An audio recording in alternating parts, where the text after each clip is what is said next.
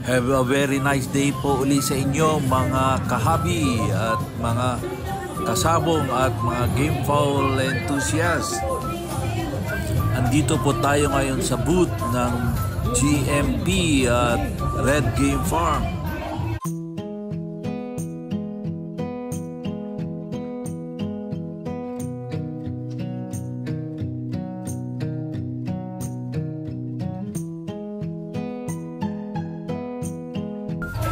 Pagpasok mo pa lang dito sa venue ng International Game Fowl Festival 2025, ang unang bubungad po sa inyo ay ang napakalaking booth ng GMP at Red Game Farm. Di po tayo makalapit ng gusto at napakadami pong tao ditong dumagsa at nakapaligid dito sa booth ng GMP at Red Game Farm.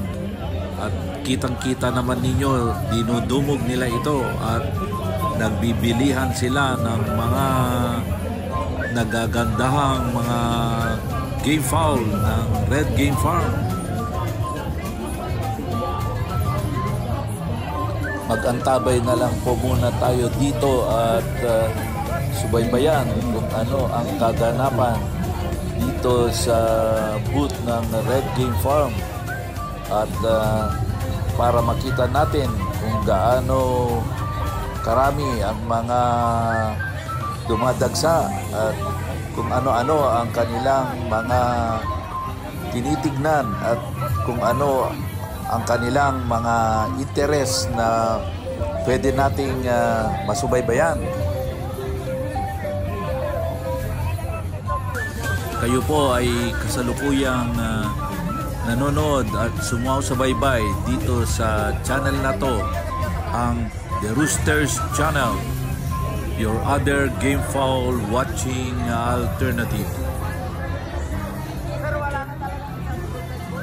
Yan po si Idol Edwin Aranyes ng Red Game Farm at abalang-abala po siya.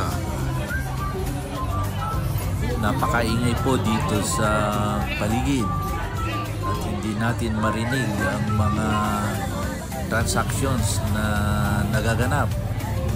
At para malaman sana natin kung magkano ang bentahan o kaya price list sa mga available nilang mga nagagandahan at nagwagwapuhang mga game fowl. Ang Red Game Farm ay na-establish noong 1996 ng ating mga idol na sina Edwin Aranyes at si Idol Rafi Campos.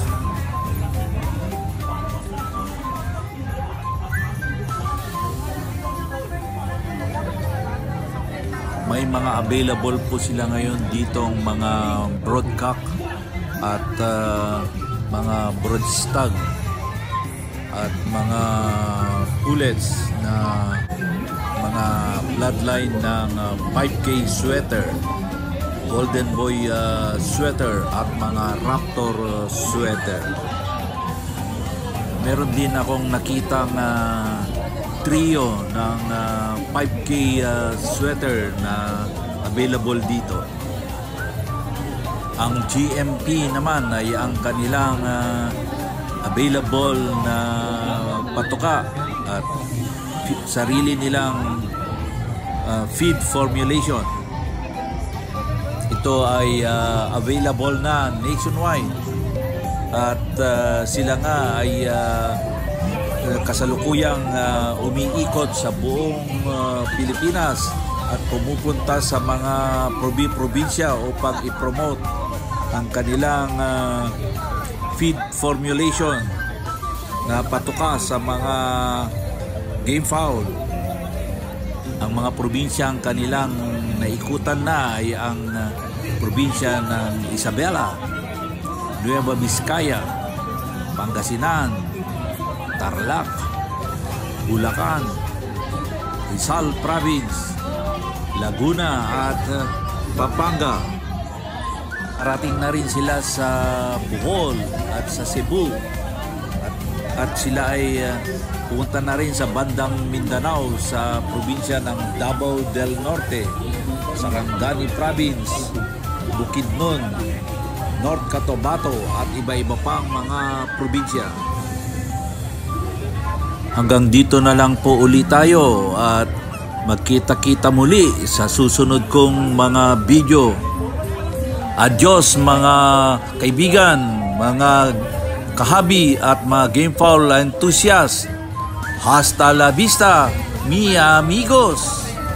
Maraming salamat po sa inyong panonood. For video update, click the bell button for notification.